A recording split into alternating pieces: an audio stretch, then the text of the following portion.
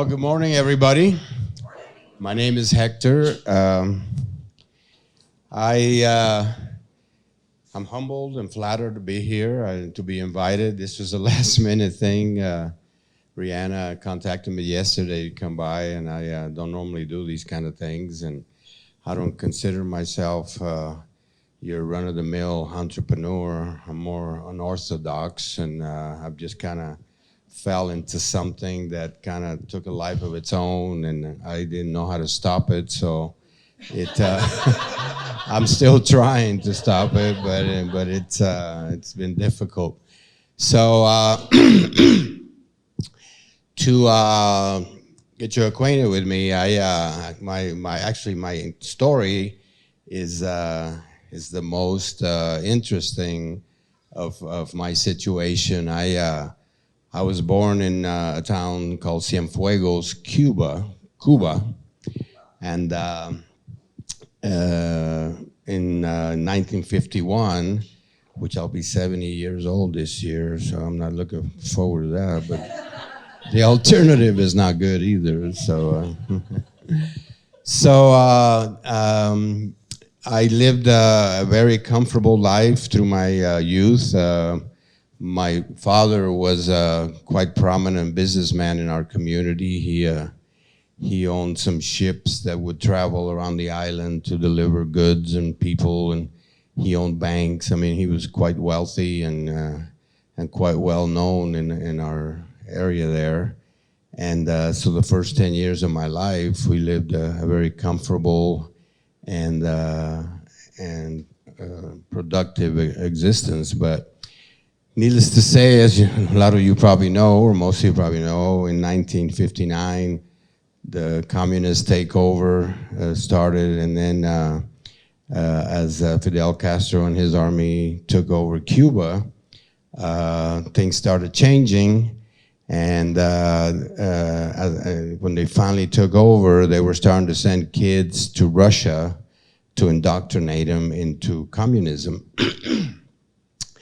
So a lot of the people who had access to certain means, who were more affluent and had the money or whatever it took to make arrangements to send their kids to the United States for refuge, decided to do that. And it was kind of a covert operation that was called Pedro Pan, or Peter Pan. And the way it started, in conjunction with the Catholic Social Charities in Miami, Florida, they were in contact with some American school teachers that were in Cuba, and they started making arrangements to get these kids out, and it was kind of not known by the government at the time what they were doing because there was so much change going on and everything. So at first, they thought it was going to be a few hundred kids coming over. So they started taking him in and finding places for him, but then Monsignor Walsh was his name. He was the one primarily involved in the operation from the United States part. So as more kids kept coming and more kids kept coming, and they started to have to find places for them, so these camps that were there in Miami were used to house all these kids. Well, my sister and I were two of those kids, and our parents told us, we'll be, this is a temporary thing, we'll be reunited shortly. The United States is not going to allow communism to take over an island this close to their borders. So this is just temporary refuge, so you're not subjected to being indoctrinated into the communist beliefs. So we kind of went along with it, and we didn't know where we were going or where we were doing, but so they put us on a plane, and we ended up in Miami. Ultimately, 14,000 kids ended up coming over, and so they had to disperse them all throughout the United States, and we ended up in Pueblo, Colorado, in an orphanage. And so we grew up there. We were there for 4 years, and then we got absorbed into the social services system. Our parents weren't able to come and get out. My dad, because he was so outspoken, all his wealth and all his pride and dignity were taken away from him. Yes. Oh, 1 minute. Oh, shit. Time flies when you're having fun. So anyway, yeah, make a story short, we were separated 11 years, and so I grew up here, became totally Americanized. When I was in my 20s, I went to Miami and got in touch with my culture again because I was here my whole life. And so when I came back, I started cooking, I started dancing. I had a salsa dance studio for about 15 years. And then I started sharing my food with people who really enjoyed it, at home. And then at a weak moment, somebody told me, "Oh, you should do something with your food, start a restaurant or something." And I was like, I don't know about that.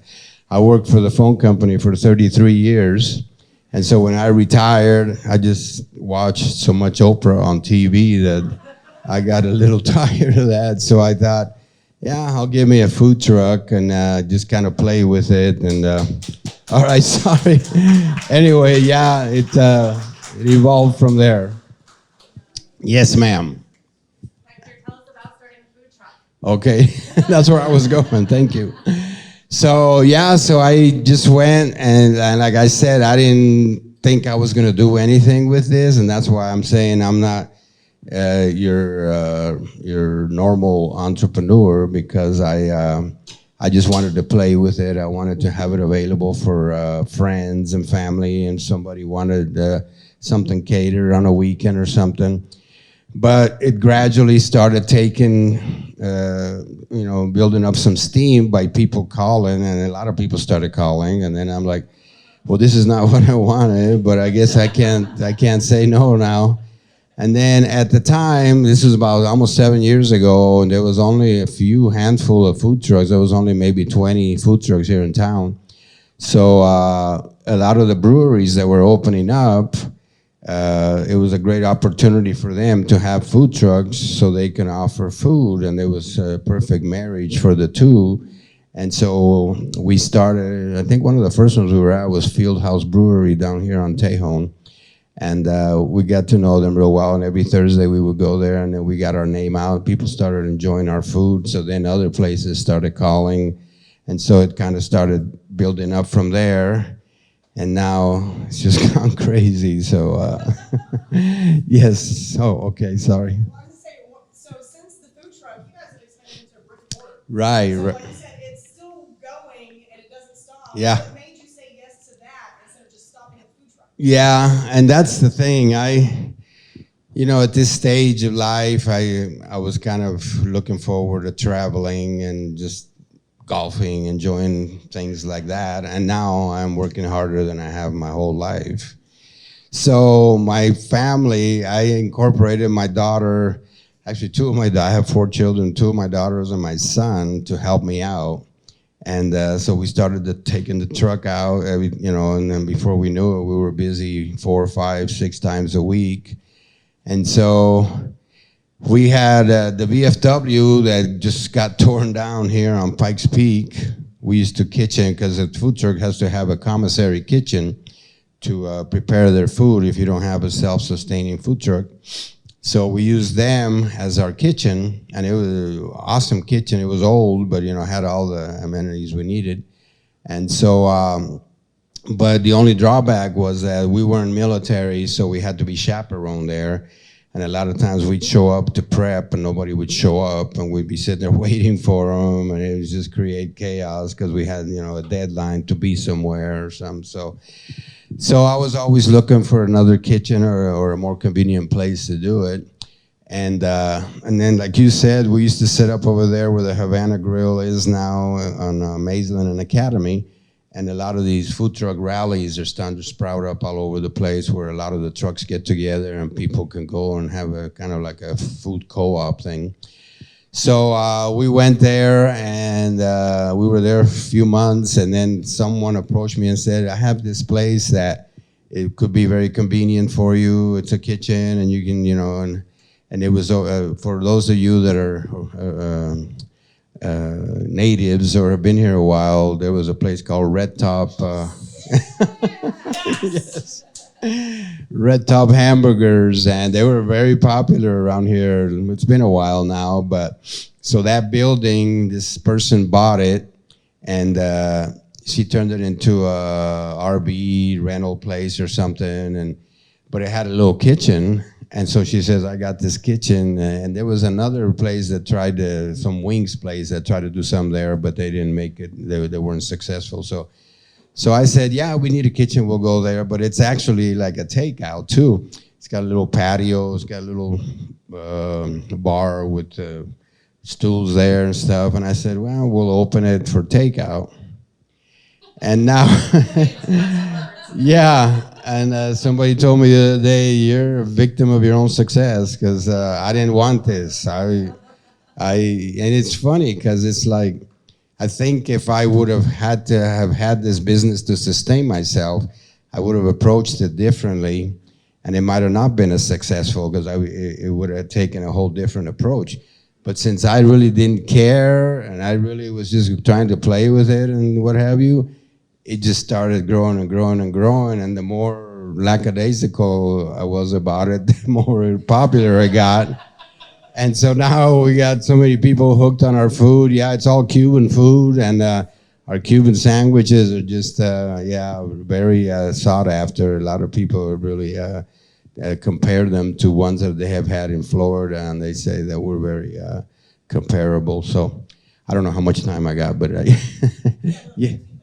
Okay, yes, sir. Tell us about what you feel are some of the flavors of Cuba that people are drawn to. Yeah, good question. And that's funny, and I knew this truck would be successful because of the novelty of what Cuba is, because people haven't been able to visit there for many years.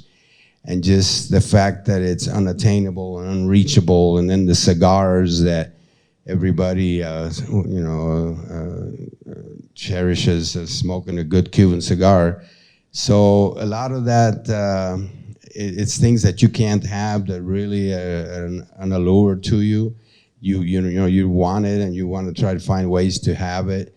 So yeah, Cuba, for some reason, even of all the South American and Caribbean nations, they just have that certain pizzazz and it's because of, the way it has transpired.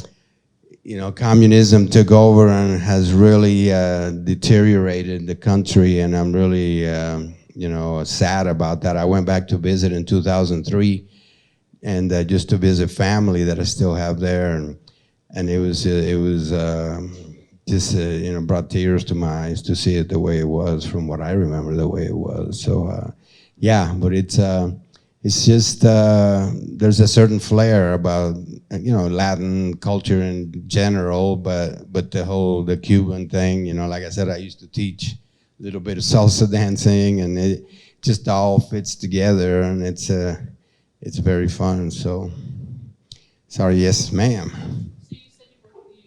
of your daughters are involved. So how did they become involved, and how does that translate into a legacy for you?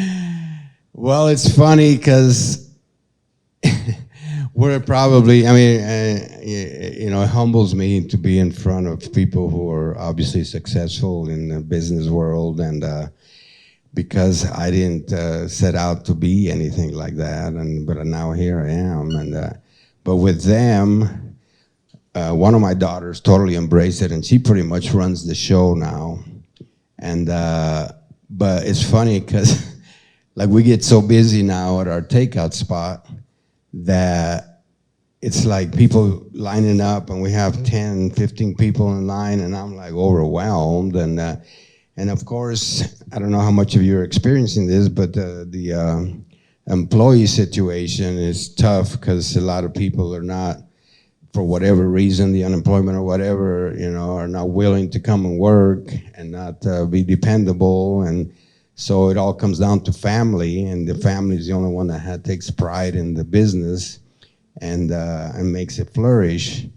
But it's like, it's close to closing time, and people are still coming in, and I'm like, close the doors, get everybody away. I don't want any more. We don't want any more business. Just shut this damn place down. And And so, but I think I'm giving them a negative uh, kind of feedback because right now I'm about done and I want to wean myself away and go right off into the sunset. But now I'm more busy than I ever have been. And because of the employee situation, I'm having to be there more often. So now it's like catch 22. I don't, I'm giving it a negative connotation and I don't know where it's going to go from here. And my daughter's pregnant now, so that's going to create more work for me. And so we just wing it. I mean, we've winged it all along, but it's become successful in spite of our efforts not to make it successful. So, so it's funny. I mean, yeah, like I said, it's totally backwards. And so I'm not one that has really gone out there and fought for everything. But so, yes, ma'am. Let me get this gentleman over here, had his hand up. What advantage do you think it is in becoming an entrepreneur at a more mature age? Oh, you're calling me mature, huh? Those are fine. Thank you, thank you. Well, Just over 80, so you're not old yet. okay, thank you. Well, like I mentioned, I worked for the telephone company, U.S. West, Quest, and everything that I changed to for 33 years. And in a way, it was a good existence. I mean, it sustained me, my family, good benefits. I just went in, did my time, took pride in what I was doing. I would go home and forget about it, and then go back the next day. And there's a lot to be said for that. You don't have that waking up in the middle of the night and say, "Oh shit, I didn't get that sauce made," or. Or Rihanna is not going to be able to get food tomorrow because we forgot to make some mango chicken. And so, yeah, it's been nothing that I expected. So, like I said, I've just kind of flowed with it, and I'm still learning. But I don't know how far I want to take it either. Personally, I would hope the business keeps going, but and it's people want me to open up a full-blown restaurant, and I'm saying I'm already doing something that I didn't want to do. I'm not, and it could be very successful, but right now for me, even though I'm not wealthy by any means, but money just kind of takes a back seat, and that's the best approach to have, because to me, my time, my family, my fun things to do are more important than the money we're making. So, yes, back there. This is the strangest presentation. Thank you very much. I want to start off by that. The great business plan that you have of not caring and not putting a lot of effort into it, being lackadaisical, yours, not mine. Right. So now that you've got kids working in the business with you, and obviously there's a legacy being built here. So what is the plan now? Obviously, I don't know if it's sustainable. Not caring. Yeah. Oops. How do we move forward? And what do they do? Does anybody want to buy a Cuban restaurant? That's a good question. And like I said, it's funny because, I'm so unorthodox on my approach that people are probably, who the hell does this guy think he is? He can be successful not wanting to be successful. So, but I don't have any plans. I just take it day to day. Every day brings new challenges. Every day brings new rewards. I love meeting people. That's been my motivation, is that I get to meet a lot of really nice people. I get to talk about my history, which is, I just kind of covered the surface of it, but and it's just enjoyable for me to hear other people's stories and plight and life in general. So that's kind of what keeps me. And then when people react to the food because they really enjoy it, that's also a motivator. So as far as the legacy, I don't know, just throw some dirt on me when I'm gone. And, yes, sir. Well, I was just thinking, have you thought about maybe putting out a cookbook so people can say, make your own damn food? That's a good name for the cookbook. Yeah, you guys need to collaborate on that one. Great idea. Yes, and there is. I mean, there are a lot of Cuban, obviously, a lot of Cuban cookbooks, a lot of Cuban recipes, and and I'm not one that can, usually you watch these Food Network shows and stuff, and everybody, I learned this from my grandmother, my great-great-grandmother passed this down. I didn't learn any of that. I did it all on my own. I made, just from what I felt, what I liked. And I guess I looked up cookbooks and, put recipes together from one to the other, and things just started tasting good.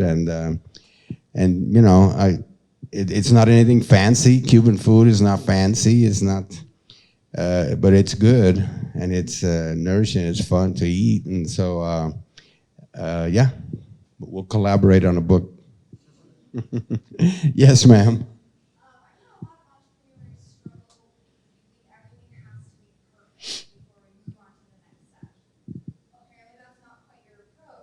You're right. How would you encourage the rest of us to just trust that intuition, follow the path, and just calm or relax? Yeah, and I think you just have to be resilient. You have to be resourceful.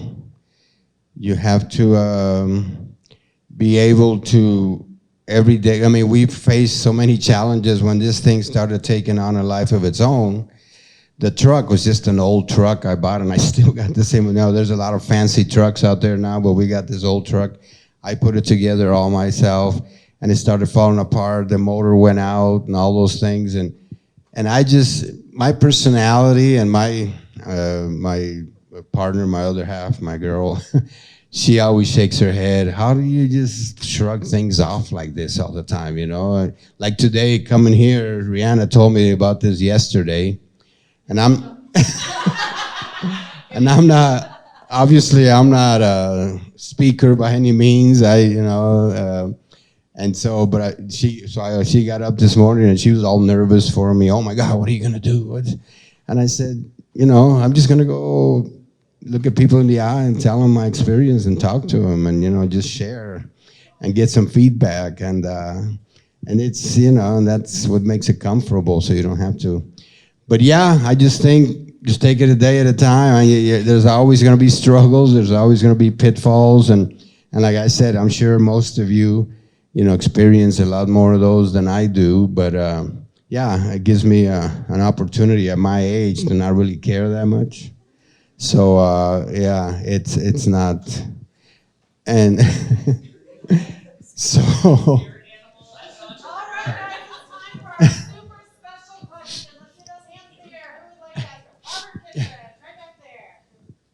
Great presentation. Sir, what can we as a Colorado Springs community do for you? Shut me down.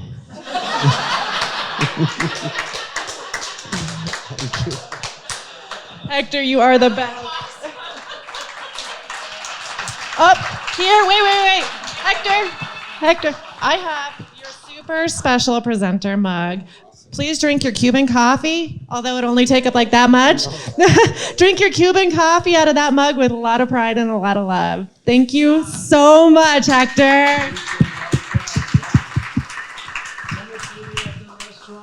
And if there's any way I can be of help to your businesses or whatever, don't hesitate to ask me. Hector is incredible.